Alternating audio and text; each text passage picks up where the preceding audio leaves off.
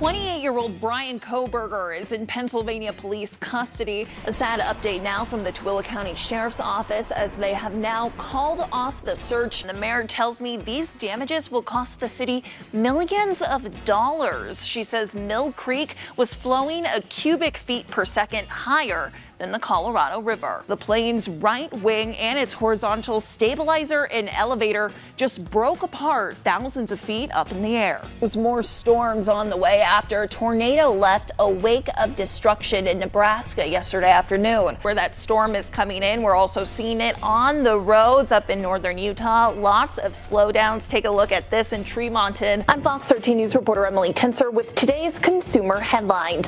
You might want to rethink signing up for a retailer's store card. No one's allowed to be in a bad mood. It's football season. Yeah. I feel like I'm a rattlesnake in that way. I'm also emerging from my winter den. Oh, are you really?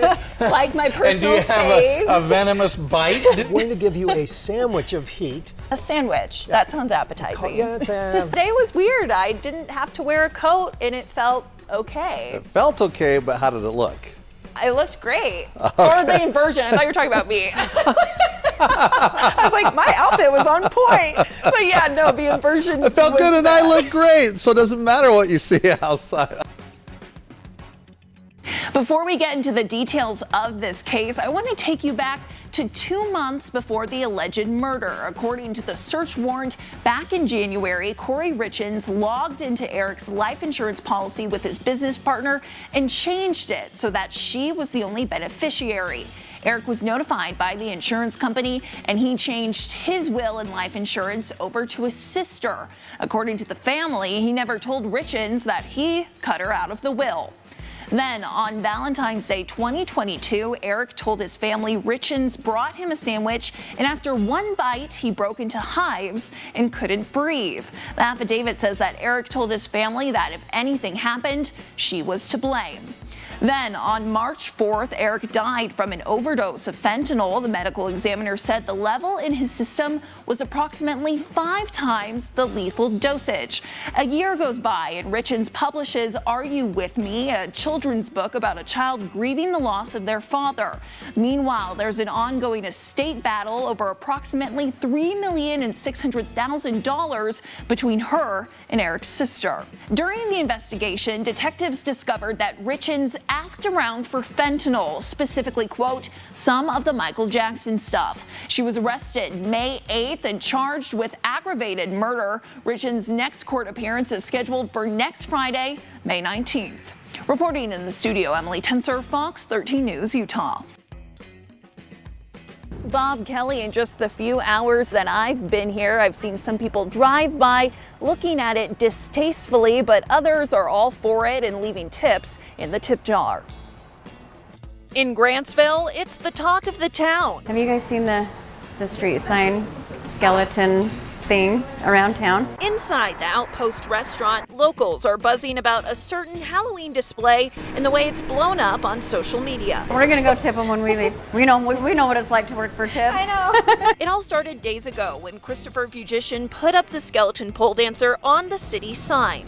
He says the only backlash he received was caught on camera, a neighbor who kept coming over to cut it down. Maybe a little risque for some people, but it's all in the name of fun. Then the city posted the display to its Facebook page, telling him he had until 9 p.m. that night to remove it since it's against city code. I think it brings a lot of good humor that we need to a small town. The post took off.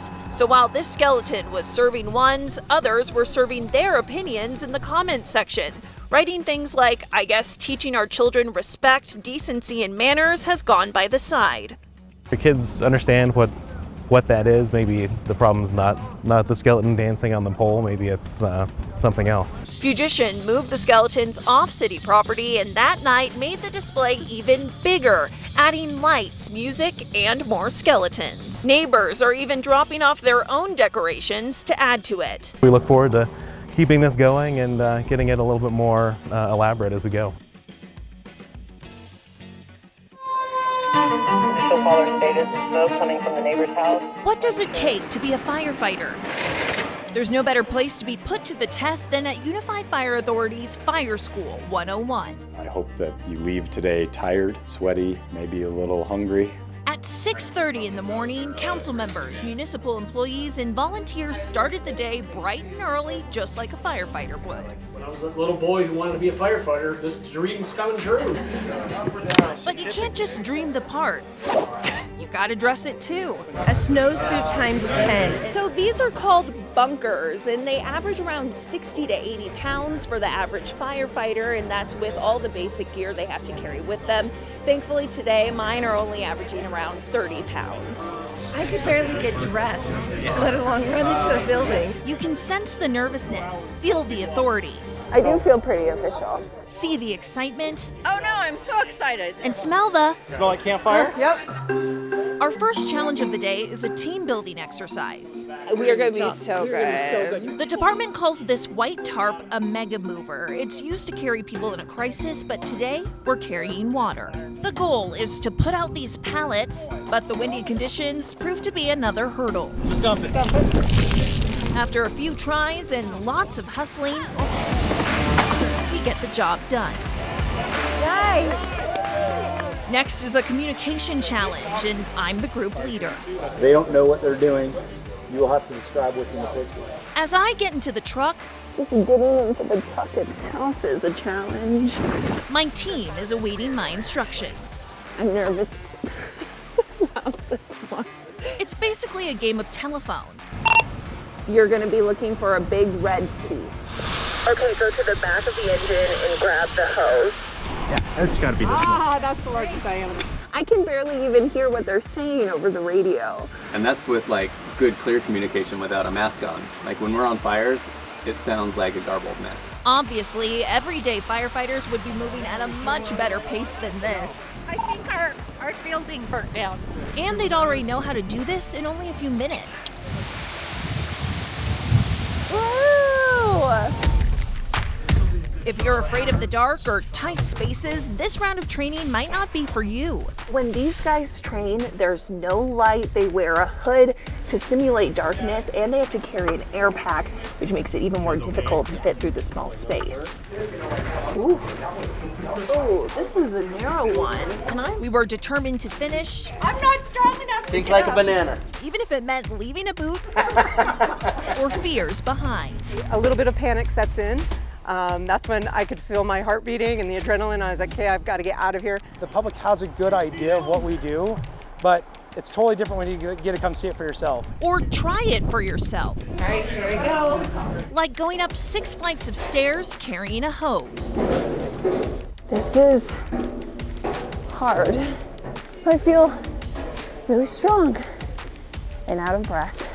I can't imagine if it's August and 100 degrees and they still want to wear that to protect themselves. We had our chance to fight fires. Oh, okay. And got to rip a car apart, Breaking glass! using the jaws of life. Ooh, this is so heavy. But some of our biggest takeaways came from standing back and simply watching them do what they do best. We watched how they respond to a cardiac arrest call, Check for a pulse. and how a difference in staffing can change how a situation is handled. Tell me when you're ready. They showed us how quickly they can remove a car to get a victim, and the high tech they have to map out hazardous chemicals. Medic Engine 112, Battalion 11. Respond to a house fire. Incoming unit. Looks like the fire is located in the bedroom on the Bravo side of the structure. Firefighters rushed into the burning home to exemplify their response times, their rescue plans, and even the moment when a victim is flown via medical helicopter to the hospital. It's really extraordinary. It's really extraordinary. At one point, they even used me as an example to show how a rescue is done. So let's pretend I'm a victim and I have a spinal injury. They are about to lower me down using ropes if they couldn't rescue me going down the stairs or any way like that. Get ready to go down? But teetering on the edge was by far the scariest part. I am avoiding looking down at the ground. Good speed. Good speed. This is really cool. Yeah, take a look around. Some of the biggest lessons learned came not from the physical challenges or jaw-dropping demonstrations, but just through genuine conversations. We spend a lot of time at the station, away from friends, family. I would be pretty uncomfortable stepping into your world for a day, and the goal here is that we can have a mutual respect for what the other does. In Salt Lake, Emily Tencer, Fox 13 News, Utah.